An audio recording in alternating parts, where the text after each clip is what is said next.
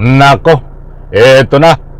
Sabay na pag-aresto ng ICC Interpol dito ho kay Senador Bato at Senador Bongo.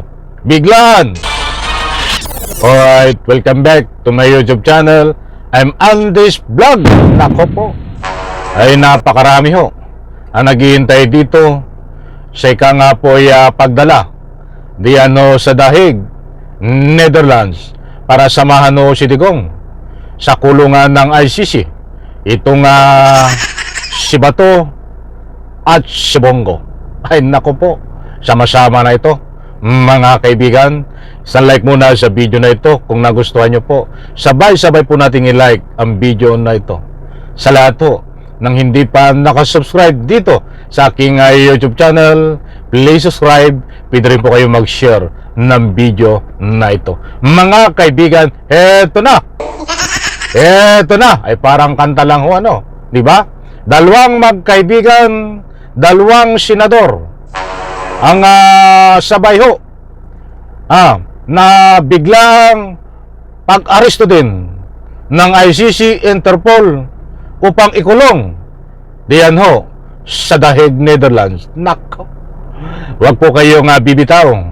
Ito ho, kapag mayroon po kayong pagkakataon, inaanyayahan ko kayo kung pwede patapusin ang vlog na ito. Nako, para lubos nyo pong maunawaan. O ba?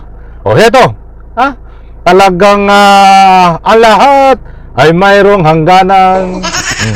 Shoutout po sa lahat. Meron ka bang lalabas na arrest order ang Meron ka bang lalabas na arrest order ang ICC related to the drug war?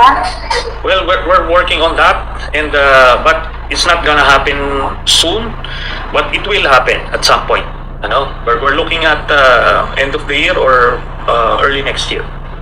Ayan mga kaibigan, lilinawin po natin dahil ito po ay matagal nang usapin din ilang buwan simula nang maaresto ng ICC Interpol itong si Digong, kung kailan ho aarestuhin itong si Bongo at itong si Bato. Aba, hindi po ito fake news. Mayroon po tayong batayan dito po sa ibabahagi ko sa inyo. Nako, ay magkasabay ho na biglaan na pag-aresto dito kay Senador Bato at Bongo. Magkaibigan, dapat walang iwanan. Dapat sinasamahan nyo diyan sa kulungan ng ICC itong amo nyo na si Digong Duterte, Bato at Bongo. Sabagay, malapit na ho. Ito mga kaibigan, patapusin muna natin ito. At maya-maya ay magbibigay ho tayo ng anumang public opinion na naaayon dito ho sa ibinahagi ko po sa inyo. How many more are we looking at, Senator? At least dalawa, probably tatlo. By the end of the year? By the end of the year or early next year. Pero iliwanagin ko, hindi po kasama si Sara Duterte dyan sa makina. Niliwanag ko. Ito po si dating Senador Trillanes. Nililiwanag niya ho na hindi daw po kasama itong si Sara Duterte dito po sa nalalapit na pag-aresto na sabay kay Bato de la Rosa at itong si Bongo. Mga kaibigan, hindi po natin alam kung ito ay aarestuhin din ng ICC itong si Sara Duterte, sapagkat narinig naman natin na nililinaw ni dating Senador Antonio Trillanes na hindi kasama itong si Sara Duterte. Baka sa batch na ito hindi kasama, mga kaibigan. Ba't ang maliwanag ko dito? Sabay na aarestuhin ng ICC Interpol katulong ang ating mga kapulisan sa pangunguna ni General Torre itong si Bato at si Bongo. Ito pa, mga mahal kung taga-subaybay. Meron nga kasi din rumors na baka ma-implicate siya. No? So, this is still part of the original 5 that you mentioned last year? Yung 5 former Duterte officials? Mostly police. Mostly police officials. Some of them retired. Same pa rin to. Opo. At si Bongo is also in play. Suddenly he's in play now alongside, I guess, Senator Bato de la Rosa. No, Paymaster. si Bongo was always there. Andun Yeah. naman siya, right from the get-go.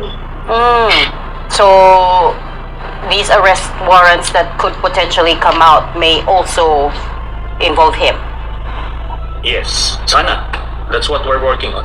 That's the person. Ayan mga kaibigan, napakaliwanag po. Kasama si Bongo, kasama itong si Bato. Anak ko, huwag kayo magtatago. Bato, huwag ka magtatago diyan sa Senado. Bongo, baka magtago ka diyan din sa Senado. Patapusin po natin ito. Marami nyo pang matutuklasan. To involve him. Yes, sana.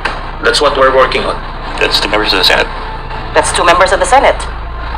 Yeah. Paano kaya Kumbaga, isama na sila doon sa Quadcom, di ba? Oh. Implicated sila doon sa Quadcom investigation.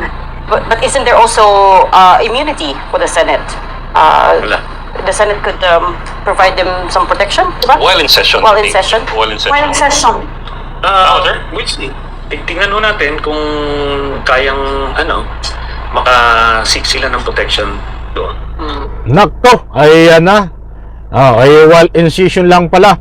Kapag may sesyon, saka lang makakuha ng proteksyon diyan sa Senado. Ito nga si Bato, kung sakali ho na ito ay magtago, diyan po sa Senado kapag nilabasan na po ng actual warrant of arrest at kapag aarestuhin na ng ICC Interpol. Disclaimer lang po, mga mahal kong taga-subaybay. Kung nasabi po natin na biglaan at sabay na pag-aresto dito po kay Senador Bato at Senador Bongo, ay yan po ay naaayon dito po sa ibinahagi ko sa inyo. Bakit kamo? Yung nangyari ho kay Digong Duterte na biglaan na pag-aresto, ay ganun din ho ang mangyayari dito po kay Senador Bongo at Senador Bato. Wala hong sabi-sabi, basta biglaan mga kaibigan. Hindi po katulad sa atin na ina-announce ang arrest warrant pagkalabas ho ng korte doon ho sa ICC. Malalaman mo lang ho na mayroon ng warrant of arrest ang isang hinuhuli kapag nahuli na ho mga kaibigan. Datapwat probe na ho yan ang nangyari ho kay Digong Duterte. Ngayon, ganyan din ho ang mangyayari dito kay Bato at dito kay Bongo. Sabay na pag-aresto ng ICC Interpol.